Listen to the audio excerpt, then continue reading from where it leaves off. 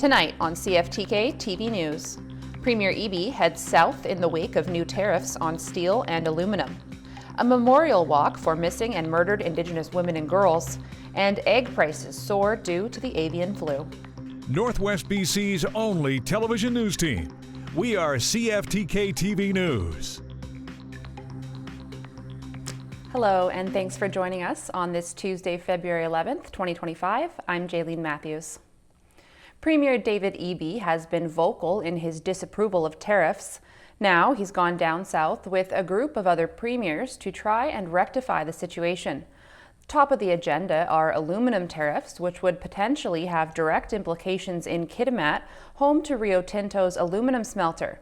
But Ravi Kahlon, the BC government's point man on the tariffs, says he has spoken with management at Rio Tinto, who say they are confident they can find other markets for aluminum produced at their Kitimat facility. Here's CTV's Kevin Sharash with a deeper look. It's Mr. Eby goes to Washington on the anti-tariff campaign. None of it makes sense to me, and I'll be trying to take that message to the Americans in Washington, D.C. BC's premier heading to the U.S. Capitol, joining premiers from across the country in what's called the Council of the Federation. We're meeting with decision makers in government, both Republicans and Democrats, elected officials, as well as business leadership. But no meetings set so far with anyone from the Trump administration. And I can assure you that we do have meetings set up with a number of senior decision makers in government, but those closest to the president will be confirmed at the last minute if we do get those meetings. Eby addressing Trump's latest announcement on 25% tariffs on steel and aluminum, potentially impacting hundreds of workers at the Rio Tinto aluminum smelting facility in Kitimat, saying American industry will suffer. For the Americans, we know that they can only produce about 1.5 million tons of aluminum,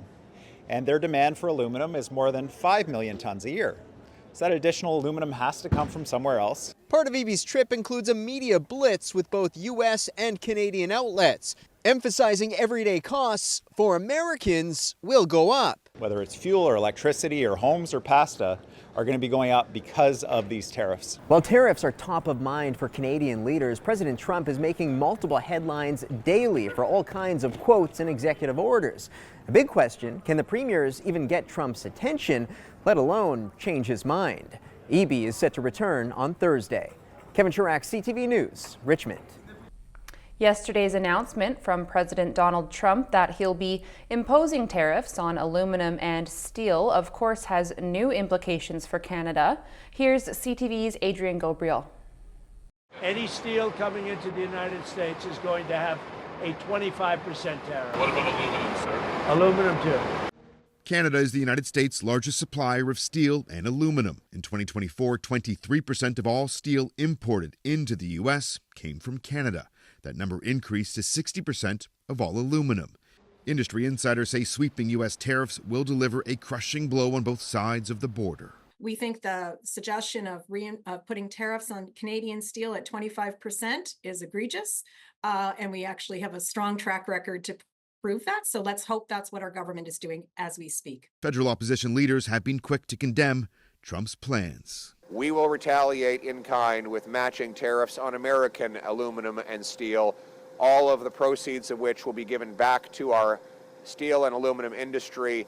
But we can't be vulnerable to the whims of a president who wants to attack one of his closest allies. In 2018, the previous Trump administration hit Canada with tariffs on steel and aluminum.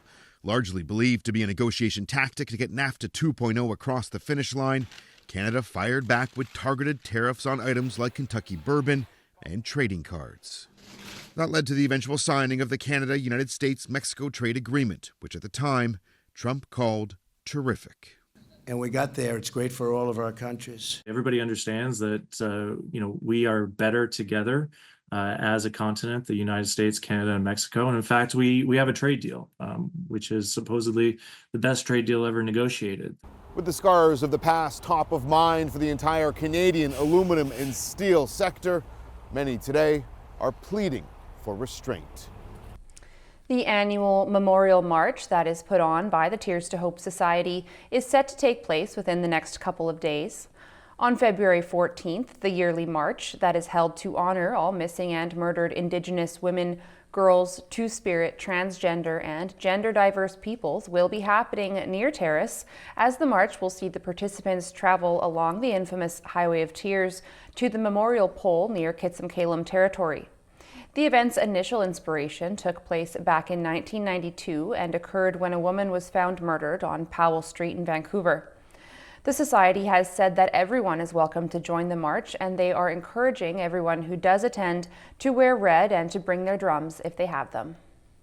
The City of Terrace recently announced that we've got a new statue on Ferry Island. The statue was made in the shape of a salmon, and it was placed on the island's trail network by the Terrace Community Forest. The iron artwork was installed on a large rock located at the base of the brand new Dudley Little Bridge on the campground's north end, and was designed and created by Steve Rogers of Great Bear Ironworks.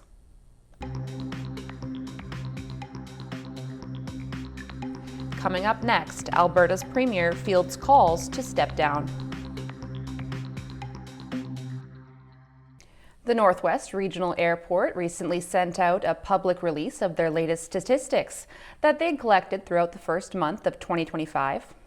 The airport saw 17,177 customers make their way through their location during the month of January 2025, which was down a bit from the 19,461 passengers that appeared in January 2025.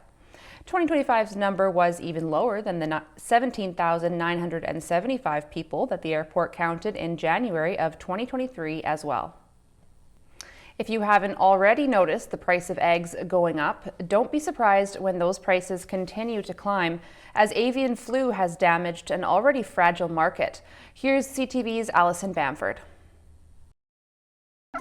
A relentless avian flu outbreak is putting cracks in American egg production. Millions of birds have been slaughtered to control the infection. And as a result of the reduction in number of birds that are available, it's created a shortage of eggs as well. And sky-high egg prices on the shelves. On average, a dozen eggs cost Americans $4.15 US in the month of December, 50 cents more than the previous month. And some prices in California near $10 US. Sticker shock Canadians will likely avoid. It's one of the benefits of our system is that we've got some more insulation from these shocks. Canada has a supply management system that controls the supply for dairy, poultry, and eggs and helps stabilize prices. We also have much smaller egg farming operations than those in the US, and they're spread out across the country. Which means we don't suffer the same sorts of issues in these kinds of bouts of disease that they do in the U.S. Some U.S. restaurants have tacked on an egg surcharge to keep up with prices. Restaurant owners here in Saskatoon say they have noticed egg prices go up over the years, maybe 20 cents an egg in the last 20 years. But they say they're not too worried about the avian flu impacting prices or supply. I think the chances of that happening in Canada are remote. And if it does happen, experts say it won't be anytime soon or to the same degree. Alison Bamford, CTV News, Saskatoon. Alberta's Premier is facing calls to step aside amidst an investigation.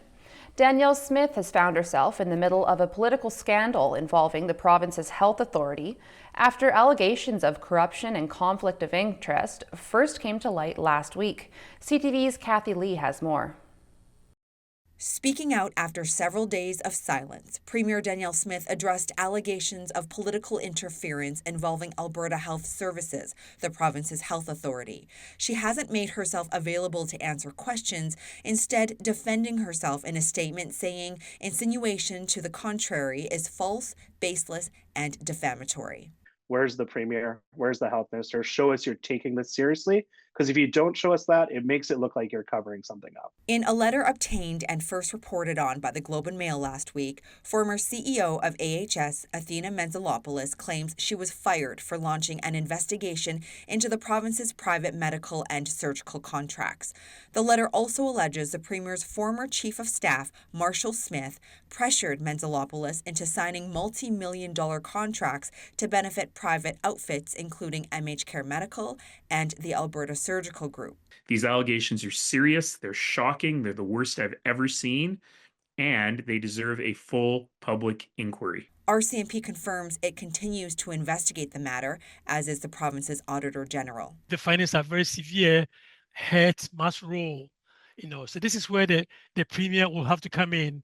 But of course, everything depends on the outcome of the review. MH Care Medical and the Alberta Surgical Group tell CTV News the claims against them are false. The Alberta NDP leader has called for the Premier, the Health Minister, and anyone else named in the allegations to step aside during the investigation. Smith has asked for an expedited review. Kathy Lee, CTV News, Calgary. Turning to the weather, clear skies continue to be in the forecast in the northwest, providing for some spectacular evenings as the moon's been bright in the sky. February's full moon, known also as the snow moon, is tonight, so don't forget to take a look while you can. Tonight on the north coast, it's looking clear with 40-kilometer-an-hour winds near mainland valleys and inlets, a low of -5 and a wind chill of -9 overnight. For the next few days on the north coast, expect temperatures to sit around freezing and a couple more days of sunshine, overnight lows just below freezing. Tonight in the Terrace area, the Arctic outflow warning remains in place for the time being, with winds up to 15 kilometers an hour and a low of -10, with wind chill -10 this evening and -16 overnight. For the next few days in the Terrace area, the sunshine will stick around a while longer, with temperatures sitting a few degrees below freezing, overnight lows sitting around -10. Tonight in the Bulkley Valley and Lakes District, expect a clear and chilly -24 degrees. Over the next few days in the Bulkley Valley and Lakes District, more sunshine, and the temperature will sit around -11 during the day and overnight lows in the -20 degree range. Taking a look at your highways in the northwest now. Watch for slippery sections on Highway 16. There are also several slippery sections on Highway 37 and 37A. Highway 118, also slippery sections, as well as slippery sections on the Nisga'a Highway. And on Telegraph Creek Road, there are slippery sections as well as compact snow. And this is what the roads were looking like this afternoon from the view of the province's highway cams.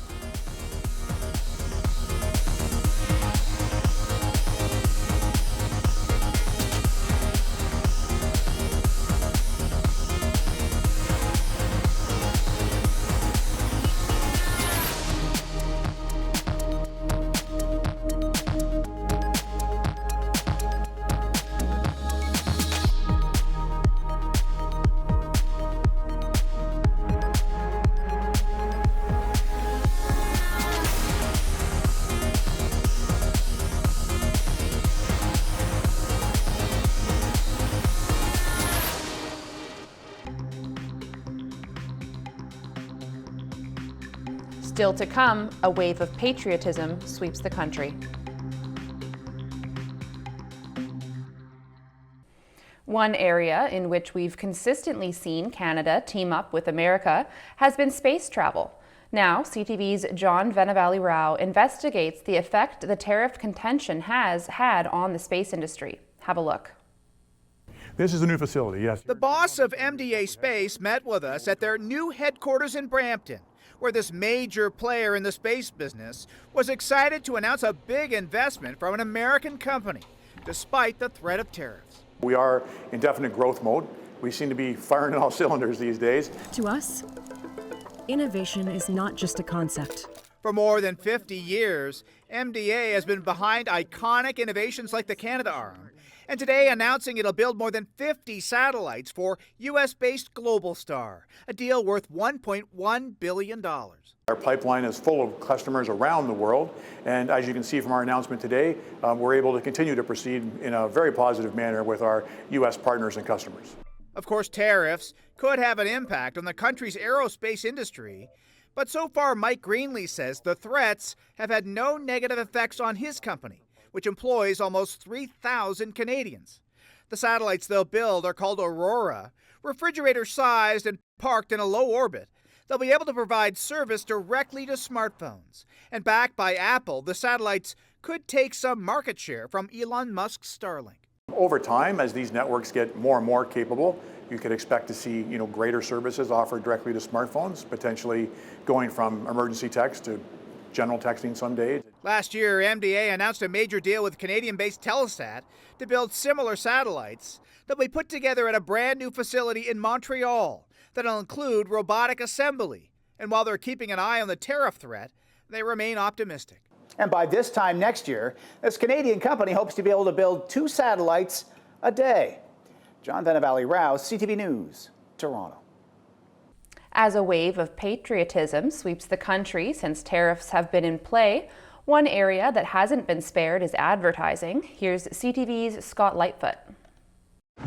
A whole lot of Canadian pride goes into what we do at Kraft. It's not so much the product that's being marketed these days, but more where it's from. Prepared here in our factory in Montreal, Quebec.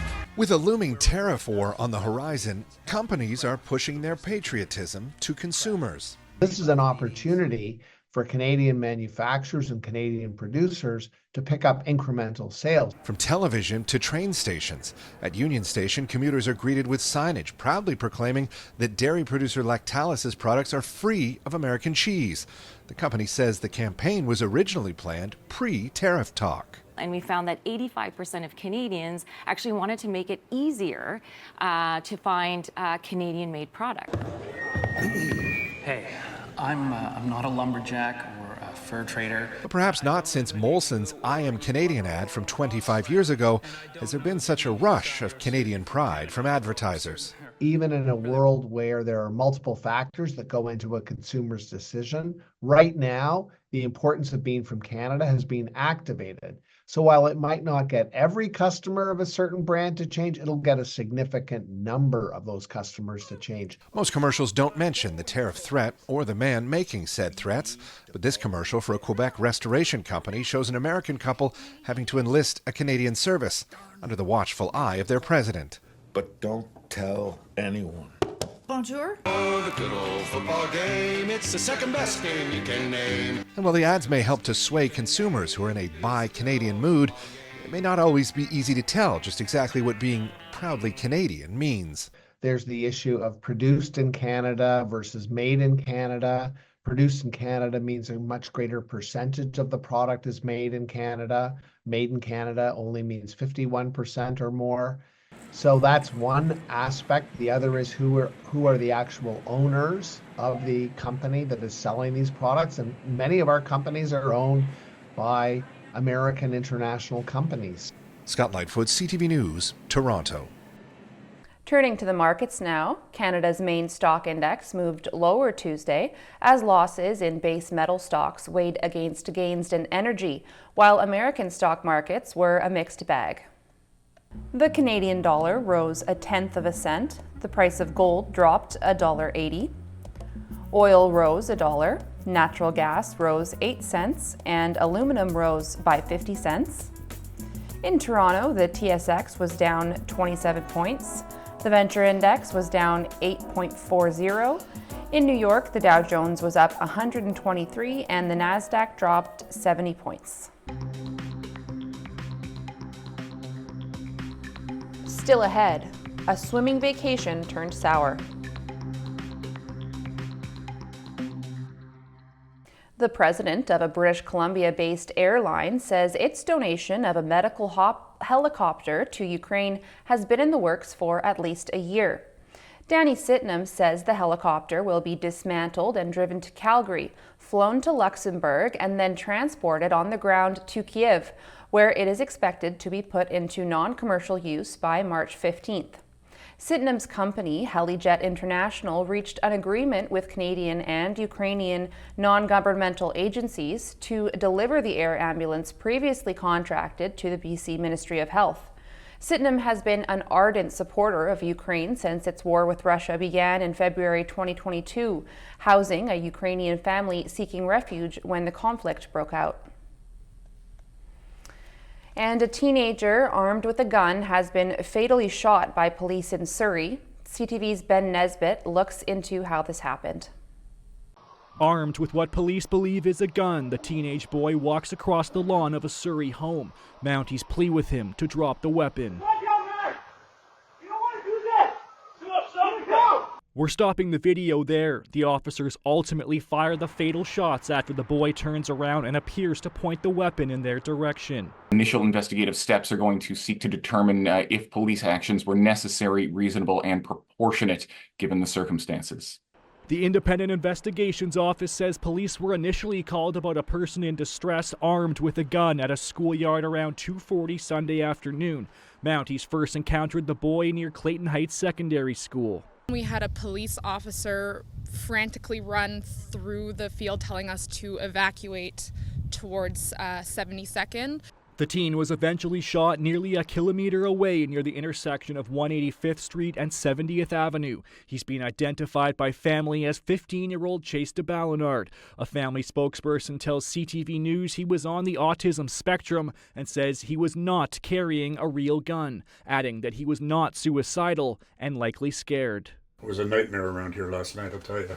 John Peterson says he and his wife were watching TV when they heard something thud against their house. It turns out it was multiple gunshots being fired into their garage. They then witnessed the heartbreaking aftermath of what happened just across the street.